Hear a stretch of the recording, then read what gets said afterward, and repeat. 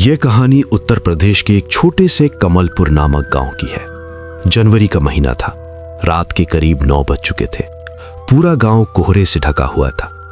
आमतौर पर 9 बजे गांव सो जाता था, लेकिन आज हवा में एक अजीब सी बेचैनी थी। ये काली अमावस की रात थी, जिसे गांव के लोग भूतिया रात भी कहते थे। आसमान में तारे नदारद थे और घना कोहरा धीरे धीरे गांव को अपनी आगोश में ले रहा था। गांव के चौपाल पर आग जल रहा था, जिसकी लपटें अब धीमी पड़ चुकी थीं। वहां 3 लोग बैठे थे, मोहन, अभिषेक और गांव के सबसे बुजुर्ग बाबा रामदास। अभिषेक के चेहरे पर पसीना था, जबकि ठंड अच्छी खासी थी। बाबा जी, क्या सच में आज जाना जरूरी है? मेरी बहन की दवाई हम कल सुबह भी तो ला सकते हैं।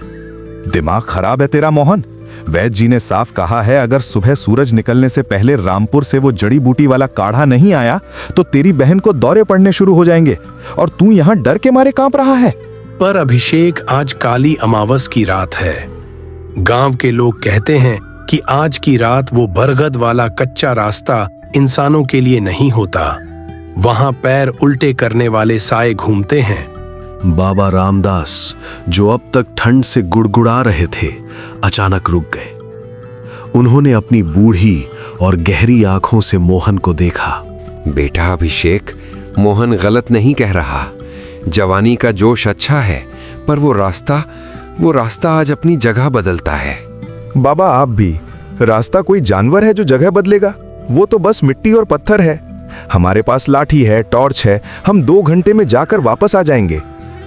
बाबा जी ने एक गहरी आह भरी। वे समझ गए थे कि अभिषेक मानेगा नहीं।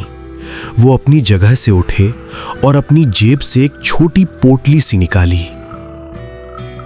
जिद कर रहे हो तो सुनो, ये शमशान की ताजा राख है। इसे अपनी जेब में रख ले और मेरी 3 बातें गांठ बांध लेना, वरना सुबह तुम्हारी लाशें भी नहीं मिलेंगी। अभिषेक और मोहन ध्यान से सुनने लगे। माहौल में सन्नाटा छा गया। रास्ते में किसी भी अनजान की मदद मत करना। कोई भी मिले, बच्चा, बूढ़ा, औरत या कोई अपना, अगर वो मदद मांगे, पानी मांगे, तो उसे मत देना।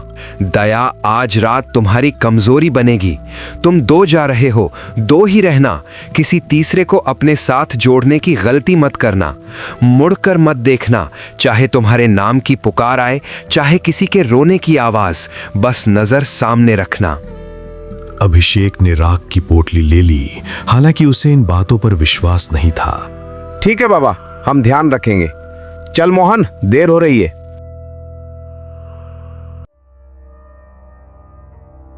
बाबा रामदास उन्हें तब तक देखते रहे जब तक लालटेन की रोशनी अंधेरे में गायब नहीं हो गई।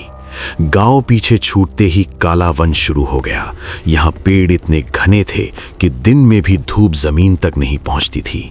रात में तो ये जगह किसी दूसरी दुनिया जैसी लगती थी।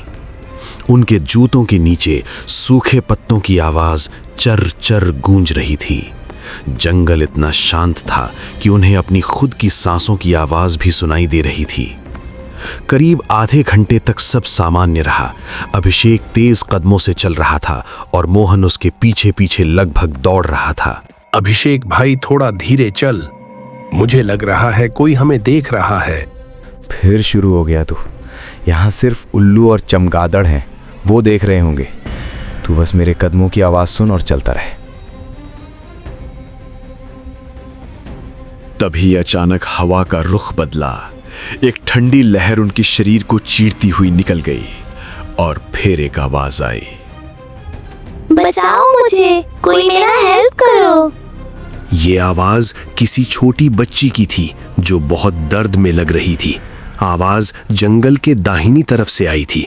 मोहन के कदम रुक गए। अभिषेक, कोई बच्चा रो रहा है। शायद कोई जानवर उसे खा रहा है। हमें बचाना चाहिए। खबरदार, जो एक कदम भी वहां बढ़ाया। याद कर बाबा ने क्या कहा था, अनजान की मदद मत करना। रात के 11 बजे इस घने जंगल के बीच कोई इंसानी बच्चा क्या करेगा? ये छलावा है। पर अभिषेक, आवाज कितनी सच्ची है। अगर वह सच में कोई गांव का बच्चा हुआ तो। आवाज फिर आई और इस बार ज्यादा तेज थी। बचाओ, मेरी मदद करो, बहुत दर्द हो रहा है। मोहन का दिल पसीज गया। वो उस दिशा में मुड़ने ही वाला था कि अभिषेक ने उसे जोर से खींचा। वो बच्चा नहीं है बेवकूफ। अगर तू वहां गया तो हम दोनों में से कोई वापस नहीं आएगा। सीधा चल। अभिषेक की डांट सुनकर मोहन सहम गया। वे आगे बढ़े, लेकिन वो रोने की आवाज अब उनके साथ साथ चलने लगी, कभी पेड़ों के ऊपर से, कभी पीछे से। ऐसा लग रहा था जैसे कोई अदृश्य शक्ति उनके समानांतर दौड़ रही हो। 1 घंटा बीत चुका था। रोने की आवाज अब बंद हो चुकी थी। वे दोनों राहत की सांस ले रहे थे कि तभी उन्हें रास्ते के किनारे एक पुराने पत्थर पर कोई बैठा हुआ दिखाई दिया। कि वो एक बूढ़ा आदमी था। उसने गंदे सफेद कपड़े पहने थे और अपना चेहरा घुटनों में छिपा रखा था। वो हिचकियां लेकर रो रहा था। जैसे ही अभिषेक और मोहन उसके पास से गुजरने लगे, वो आदमी खड़ा हो गया। बेटा, ओ बेटा, भगवान भला करे तुम्हारा। क्या तुम्हारे पास थोड़ा पानी है? मेरा गला सूख रहा है। अभिषेक एकदम सतर्क हो गया। बाबा जी की चेतावनी उसके दिमाग में गूंजी। पानी मत देना। अभिषेक ने मोहन को इशारा किया कि, लेकिन मोहन जो स्वभाव से बहुत दयालु था रुक गया। उसे लगा कि एक प्यासे को पानी न देना पाप होगा। अभिषेक यार, हद होती है। यह कोई भूत नहीं है, साक्षात इंसान है। देख कितना बूढ़ा है। एक घूंट पानी से क्या हो जाएगा? इससे पहले कि अभिषेक उसे रोकता, मोहन ने अपनी पानी की बोतल उस बूढ़े की तरफ बढ़ा दी। लो बाबा, पी लो। उस बूढ़े ने कांपते हाथों से बोतल ली। जैसे ही उसके हाथ मोहन के हाथ से छुए, मोहन को एक अजीब सा झटका लगा, जैसे उसने बर्फ की सिल्ली को छू लिया हो। लेकिन उसने नजरअंदाज कर दिया। बूढ़े ने पानी पिया और एक लंबी सांस ली। उसका चेहरा झुर्रियों से भरा था, आंखें गहरी धसी हुई थीं, लेकिन होठों पर एक अजीब सी डरावनी मुस्कान थी। झुक झुक जियो बेटा, तुमने मेरी प्यास बुझाई। अब मेरा भी फर्ज है। मैं भी रामपुर जा रहा हूं। क्या मैं तुम्हारे साथ चल सकता हूं? अकेले बहुत डर लगता। नहीं बाबा, हम जल्दी में हैं। आप पीछे पीछे आ जाओ। अरे आने देना अभिषेक, 3 लोग होंगे तो हिम्मत बनी रहेगी। हाँ बाबा, आ जाओ हमारे साथ। अभिषेक ने माथा पीट लिया। बाबा के 2 नियम टूट चुके थे। अनजान को पानी दिया, तीसरे को साथ जोड़ ढलिया। अब वे 2 नहीं 3 थे और जंगल और भी गहरा हो चुका था। तीनों चुपचाप चल रहे थे। अभिषेक सबसे आगे, मोहन बीच में और वो बूढ़ा अजनबी सबसे पीछे। अभिषेक ने एक बात नोट की जिससे उसके रोंगटे खड़े हो गए। जब अभिषेक मोहन चल रहे थे तो जूतों की चर्चा आवाज आ रही थी, लेकिन उस बूढ़े के चलने की कोई आवाज नहीं थी। पूरे जंगल में एकदम सन्नाटा हो गया था। अभिषेक ने धीमे से पीछे मुड़कर मोहन को इशारा किया, लेकिन मोहन अपनी धुन में चल रहा था। करीब 50 मिनट और बीत गए। रामपुर गांव अब तक आ जाना चाहिए था। आमतौर पर यहां पहुंचने में इतना समय नहीं लगता। ये रामपुर आ क्यों नहीं रहा? हम कब से चल रहे हैं?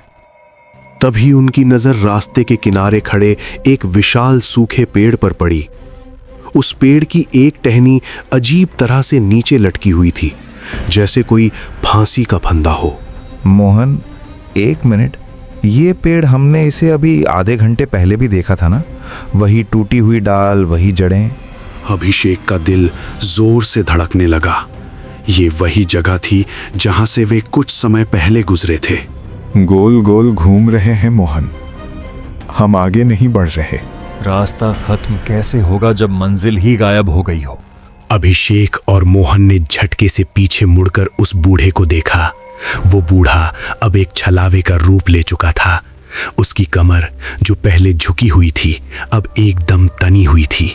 उसकी आंखें जो पहले धसी हुई थीं अब अंधेरे में बिल्ली की तरह चमक रही थीं। मैंने मदद मांगी, तुमने दी। तुमने मुझे अपने सफर का हिस्सा बनाया। अब मैं तुम्हारे साथ ही रहूंगा हमेशा। भाग अभिषेक, यह छलावा है। जैसे ही वे भागने के लिए मुड़े, उन्होंने देखा कि आगे का रास्ता गायब हो चुका था। वहां अब रास्ता नहीं बल्कि कांटों की घनी झाड़ियां थीं। पीछे मुड़े तो वहां भी झाड़ियां। वे एक छोटे से दायरे में कैद हो चुके थे और उनके सामने वो छलावा खड़ा था जो अब धीरे धीरे अपना आकार बढ़ा रहा था। अभिषेक और मोहन बुरी तरह फंस चुके थे। जंगल का वो हिस्सा अब किसी खुली जगह जैसा नहीं बल्कि एक बंद पिंजरे जैसा लग रहा था। चारों तरफ सिर्फ कोहरा था, इतना घना कि हाथ को हाथ ना दिखे। जिस रास्ते से वे आए थे वो गायब हो चुका था। जिस तरफ उन्हें जाना था वहां अब कांटों की दीवार खड़ी थी। उनके ठीक सामने वो अजनबी खड़ा था। अब वो बूढ़ा नहीं, छलावे के रूप में खड़ा था। उसका शरीर लंबा होता जा रहा था, इतना लंबा कि उसका सिर पेड़ की निचली डालियों को छू रहा था। उसके कपड़े फट चुके थे और उसकी त्वचा का रंग अब अजीब सा हो गया था। मोहन, मेरी पीठ से चिपका रहे, लाठी तान ले। याद रख, ये सिर्फ हमारे दिमाग का खेल है। अगर हम डरेंगे तो ये हमें और डराएगा। अभिषेक, हम मारे गए। मैंने गलती कर दी। मैंने उसे पानी दिया, मैंने नियम तोड़ा। अचानक उस छलावे ने एक जोर की फूंक मारी। हवा का एक ऐसा झोंका आया, अंधेरा होते ही जंगल की आवाजें बदल गईं। अब हवा में किसी के रोने की नहीं बल्कि हंसने की आवाजें आ रही थीं। ये हंसी एक नहीं बल्कि हजारों लोगों की लग रही थी, जैसे पूरा जंगल उन पर हंस रहा हो। मोहन, मेरी बात सुन। मेरे पास बाबा जी की राख है। हमें बस एक घेरा बनाना है, तो बस मेरे साथ रहे। अभिषेक ने अपनी जेब में हाथ डाला, लेकिन तभी उसे महसूस हुआ कि मोहन का हाथ जिसे उसने पकड़ा हुआ था अचानक बहुत गर्म और चिपचिपा हो गया। अभिषेक ने मोहन की तरफ नजर घुमाई। उसकी सांसें अटक गईं। जिसका हाथ उसने पकड़ा हुआ था वो मोहन नहीं था। वहां मोहन की जगह एक सड़ा गला शरीर खड़ा था जिसकी आंखों के गड्ढे खाली थे और मुंह से काले रंग का लार टपक रहा था। ये वही छलावा था जिसने मोहन का रूप धर लिया था। क्या हुआ दोस्त, मुझे छोड़कर कहां जाओगे? मोहन कहाँ है? अंधेरे में कहीं दूर से असली मोहन की चीख सुनाई दी। आवाज जंगल के बाईं तरफ से आ रही थी। अभिषेक समझ गया कि छलावे ने उन्हें अलग कर दिया है। ये छलावे की सबसे पुरानी चाल थी, साथियों को अलग करो और फिर शिकार करो। अभिषेक उस दिशा में दौड़ा और मोहन के पास पहुंचा और दोनों राख का गोला बनाकर उसमें बैठ गए। अभिषेक और मोहन उस राख के घेरे के बीचों बीच एक दूसरे की पीठ से पीठ सटाकर बैठे थे। लालटेन थी जिसकी लपटें अब धीरे धीरे कम हो रही थीं। तेल खत्म हो रहा था और अगर आग बुझी तो उनका एकमात्र सहारा भी छिन जाएगा। रात के शायद 3 बज रहे थे, लेकिन ऐसा लग रहा था जैसे सदियां बीत चुकी हैं। जंगल का कोहरा अब घेरे की दीवारों से सटकर पड़ा था, जैसे कोई भूखा जानवर पिंजरे के बाहर शिकार को घूर रहा है। अभिषेक, लालटेन बुझ रही है, अब क्या होगा? डर मत, जब तक राख का घेरा है वो अंदर नहीं आ सकता। बस अपनी आंखें खुली रख और मन में विश्वास रख, सुबह होने ही वाली होगी। लेकिन छलावा हार मानने वालों में से नहीं था। जब वो शारीरिक रूप से हमला नहीं कर पाया तो उसने मानसिक वार करना शुरू किया। अचानक घेरे के ठीक बाहर कोहरे के बीच से एक आकृति उभरी। वो कोई डरावना राक्षस नहीं था, वो मोहन की छोटी बहन सोनी थी। वही सोनी जिसके लिए वे दवाई लेने जा रहे थे। वो दर्द से कराह रही थी। भैया, मोहन भैया, मुझे बचा लो, बहुत दर्द हो रहा है। मोहन का दिल बैठ गया। सोनी, तुम यहाँ कैसे? वैद्य जी ने दवाई नहीं दी, मैं तुम्हें ढूंढते ढूंढते यहाँ आ गई। भैया, मुझे बहुत ठंड लग रही है, मुझे अपने पास बुला लो, बस हाथ बढ़ाकर मुझे अंदर खींच लो। मोहन की आंखों से आंसू बहने लगे। उसका तर्क काम करना बंद कर चुका था। उसे अपनी बीमार बहन दिख रही थी जो ठंड में गुड़गुड़ा रही थी। वो अपना हाथ घेरे से बाहर निकालने के लिए बढ़ा। मोहन, रुक, वो सोनी नहीं है। लेकिन अभिषेक, देखना, मेरी बहन है, वो मर जाएगी ठंड से। तेरी बहन घर पर है, बिस्तर पर बीमार है, वो यहाँ जंगल में कैसे आ सकती है? ये छलावा है, ये तुझे घेरे से बाहर निकालने की चाल है। अगर तूने हाथ बाहर निकाला तो वो तेरा हाथ काटकर तुझे खींच ले जाएगा। उसकी आंखों में देख मोहन, सोनी की आंखें ऐसी नहीं हैं। मोहन ने ध्यान से देखा। उस बच्ची की आंखें पूरी तरह काली थीं, बिना पुतली की, और उसके पैरों के पास जमीन पर कोई परछाई नहीं बन रही थी। जैसे ही मोहन पीछे हटा, वो बच्ची भयानक रूप से हंसने लगी।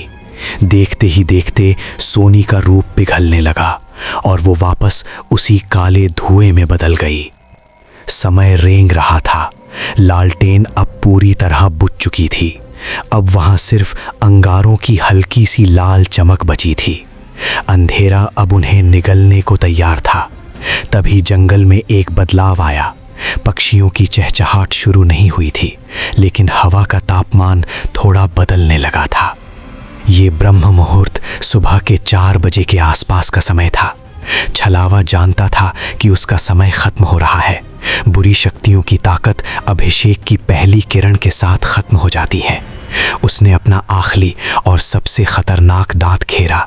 जंगल के पेड़ों ने अपनी जड़ें जमीन से बाहर निकाल ली और घेरे के नीचे से हमला करना शुरू किया। जमीन हिलने लगी। घेरे के अंदर की जमीन फटने लगी। मोहन, और जोर जोर से हनुमान चालीसा पढ़, पूरी ताकत से। दोनों ने अपनी आंखें बंद की और चिल्ला चिल्ला कर पढ़ने लगे। उनकी आवाज जंगल के सन्नाटे को चीरने लगी। जैसे जैसे वे मंत्र पढ़ते गए, छलावे की चीखें तेज होती गईं। ऐसा लग रहा था जैसे उन शब्दों से उसे चोट पहुंच रही हो। हवा का बवंडर उन्हें उखाड़ फेंकने की कोशिश कर रहा था। धूल, मिट्टी और सूखे पत्ते उनके चेहरों पर लग रहे थे, लेकिन वे अपनी जगह से नहीं हिले। उन्होंने एक दूसरे का हाथ कसकर थामे रखा। करीब 15 से 20 मिनट तक ये संघर्ष चलता रहा। ये जिंदगी और मौत की लड़ाई थी। और फिर अचानक सब शांत हो गया। हवा रुक गई, जमीन का हिलना बंद हो गया। वो भारीपन जो छाती पर महसूस हो रहा था गायब हो गया। दूर क्षितिज पर एक हल्की नीली रोशनी दिखाई दी। सवेरा हो रहा था। जैसे ही सूरज की पहली किरण जंगल के पत्तों को छूती हुई जमीन पर गिरी, कोहरा ऐसे हट गया जैसे वो कभी था ही नहीं। अभिषेक और मोहन ने धीरे धीरे अपनी आंखें खोली। वे पसीने और मिट्टी में लथपथ थे। वे अभी भी उसी घेरे के अंदर बैठे थे, लेकिन जब उन्होंने अपने आसपास देखा तो उनके होश उड़ गए। वे किसी गहरे जंगल के बीच में नहीं थे। वे रामपुर गांव के बिल्कुल बाहर एक पुराने पीपल के पेड़ के नीचे बैठे थे। अभिषेक, देख, वो सामने वैद्य जी का घर है। हम पूरी रात यहीं थे। हाँ मोहन, हम रास्ता नहीं भटके थे, हम बस दिमाग से भटक गए थे। वो छलावा हमें पूरी रात एक ही जगह गोल गोल घुमाता रहा, जबकि मंजिल सिर्फ 50 कदम दूर थी। ये छलावे की सबसे बद्दी खासियत होती है, वो दूरी नहीं बढ़ाता, वो आपकी समझ को हार लेता है। वे दोनों लड़खड़ाते कदमों से वैद्य जी के घर पहुंचे। अरे अभिषेक, मोहन, तुम लोग इस हालत में, और सुबह सुबह मुझे लगा तुम लोग रात को ही आने वाले थे। उन्होंने सारी बात वैद्य को बताई और तुरंत दवाई लेकर वे वापस कमलपुर की ओर चले। अब दिन का उजाला था। वही रास्ता जो रात को नर्क जैसा लग रहा था, अब एक साधारण कच्चा रास्ता लग रहा था। पक्षी चहक रहे थे, किसान खेतों में जा रहे थे। जब वे उस जगह से गुजरे जहां उन्होंने रात बिताई थी, तो उन्होंने देखा कि वहां जमीन पर जले हुए कपड़े के टुकड़े और राख का एक मिटा हुआ घेरा अभी भी मौजूद था। और उस घेरे के ठीक बाहर कीचड़ में उल्टे पैरों के निशान थे, जो जंगल के गहरे अंधेरे हिस्से की तरफ जाकर गायब हो गए थे। मोहन में उन निशानों को देखा और सिहर गया। अभिषेक, वो सच था, वो सब कुछ सच था। हाँ, लेकिन हम जीत गए क्योंकि हमने हार नहीं मानी। वे गांव पहुंचे। मोहन की बहन को दवाई दी गई और उसकी जान बच गई। शाम को रामदास बाबा चौपाल पर मिले। उन्होंने अभिषेक और मोहन को देखा और बोला, मुस्कुराए चेहरे बता रहे हैं कि मौत को छू कर आए हो। राख ने काम किया ना? राख ने बचाया बाबा, लेकिन आपके नियमों ने जिंदा रखा। गलती हमारी थी, हमने नियम तोड़ा था। जंगल के अपने नियम होते हैं बेटा। जब हम उनकी सीमा में घुसते हैं तो हमें उनकी शर्तों पर खेलना पड़ता है। शुक्र मनाओ कि तुम वापस आ गए। बहुत से लोग बस किस्सा बनकर रह जाते हैं। उस दिन के बाद अभिषेक और मोहन ने कभी अमावस की रात उस रास्ते पर कदम नहीं रखा और गांव के लोगों के लिए ये एक नई कहानी बन गई। दो दोस्तों की जिन्होंने छलावे को हराया। लेकिन कहते हैं कि आज भी काली अमावस की रात को उस जंगल से गुजरने वालों को अक्सर एक प्यासा बूढ़ा आदमी मिलता है जो साथ चलने की जिद करता है, और जो उसे साथ ले लेता है उसका रास्ता कभी खत्म नहीं।